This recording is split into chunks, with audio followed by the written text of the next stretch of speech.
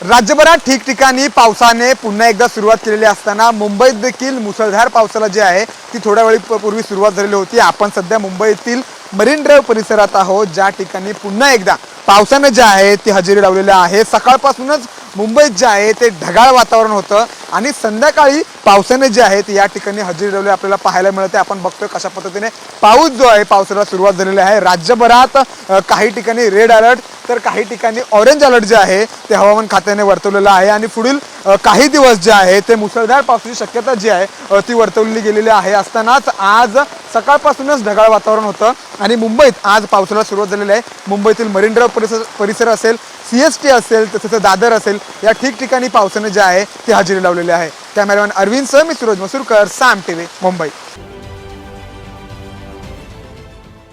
देश विदेशातील प्रत्येक घडामोडींचे लाईव्ह अपडेट मिळवण्यासाठी आता साम टीव्हीच्या सर्व सोशल मीडिया प्लॅटफॉर्मला लाईक, फॉलो आणि सबस्क्राईब